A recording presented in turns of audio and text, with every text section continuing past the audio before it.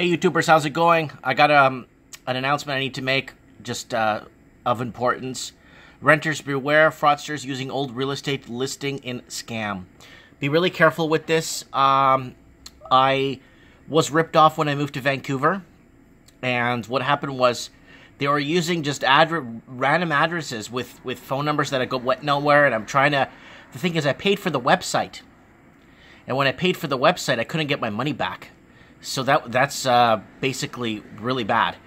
So this is another story here, but I don't think I'm going to read it and see what it's about. Fraudsters are using old real estate listings to try and scam would-be renters.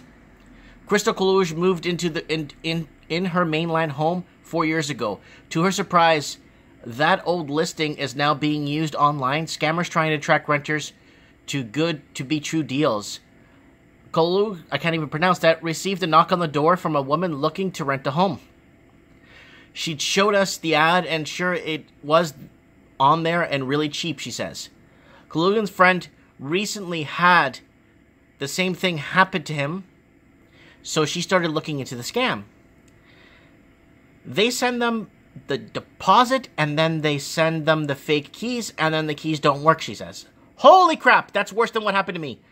According to the Barrie real estate broker Peggy Hill, this happens all the time. It's terrible.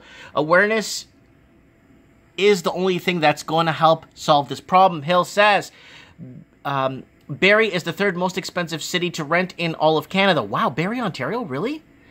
According to the recent report, that makes homeowners are more prospective renters perfect targets for fraud. It's happening all over the world with spoofing software and other information that's available now. It's hard to track them of any, says Sergeant Tim Tinknor, OPP Anti-Rackets Branch.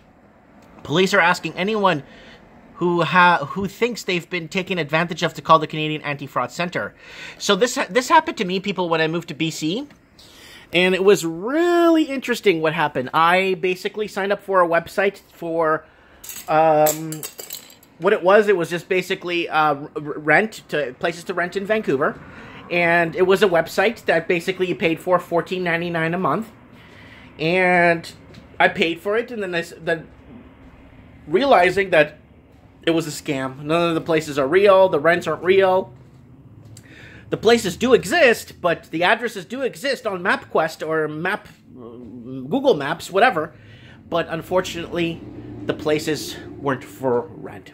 And a majority of the people that you called in those places did not speak any English. I think it was Mandarin they spoke. So when I was down in Miami calling a few places up in Vancouver, it's like I couldn't communicate with anyone of the numbers. So they probably cleverly found people that they knew wouldn't speak English, so that if they tried calling those numbers, they would go nowhere. So that's what happened to me. And another thing that happened to me was the place that I ended up renting originally didn't exist, so I paid first and last month's rent, and I lost with that. If you watch some of my stories back in the day, what happened, and it was pretty bad.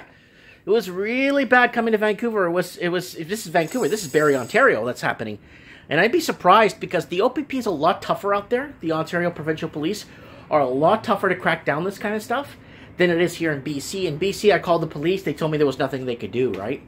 So, anyways, let me know if you've been taking advantage by this. And my friend Mario DeSettis, Lost Canuck, please comment below. Let us know what's going on there in Barrie. Is this a big problem? And is this happening on a regular basis? Let us know. Research it. Let us know. Comment below. Thanks for watching, guys.